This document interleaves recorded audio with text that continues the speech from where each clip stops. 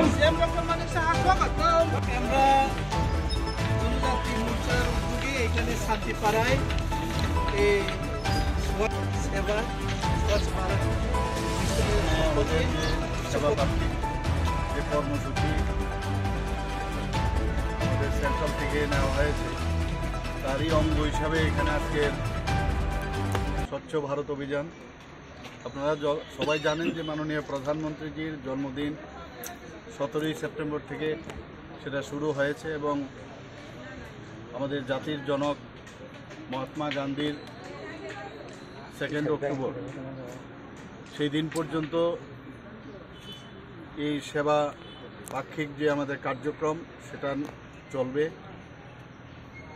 এবং আমাদের পার্টির যে সবসময় বলে যে আমরা মানুষের সেবাই আমাদের ধর্ম এবং সেটাকে মাথায় রেখে আমরা সবসময় যখন কোনো ধরনের কার্যক্রম হয় সেটা কিন্তু সাধারণ মানুষ দেশের জন্য রাষ্ট্রহিতের জন্য আমরা কাজ করে থাকি।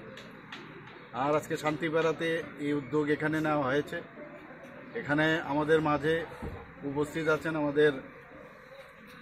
যে এসটি মোর্চার যিনি সভাপতি এবং প্রাক্তন বিধায়ক শ্রী পরিমল দেববর্মা মহোদয় এবং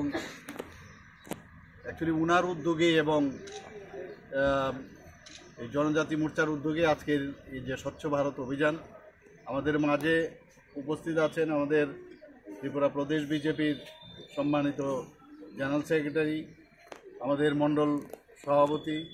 এবং ডিস্ট্রিক্টের জেনারেল সেক্রেটারি শুরু করে আমাদের এই ওয়ার্ডের সম্মানিতা রত্নাদত্ত মহোদয়া যিনি কর্পোরেটর এবং আমি সবাইকে এখানে যারা উপস্থিত আছেন অন্যান্য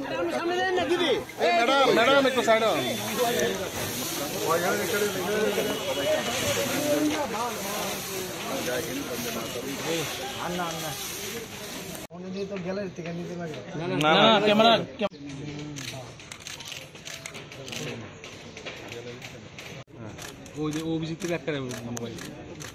পুরা মধুসূদন শাহ মেম্বার ঠিক আছে। এখন তো সেই রকম অবস্থা দেখি যদি হয় এরকম দেখা যাক দেখি চিন্তা করা মনে হয় না।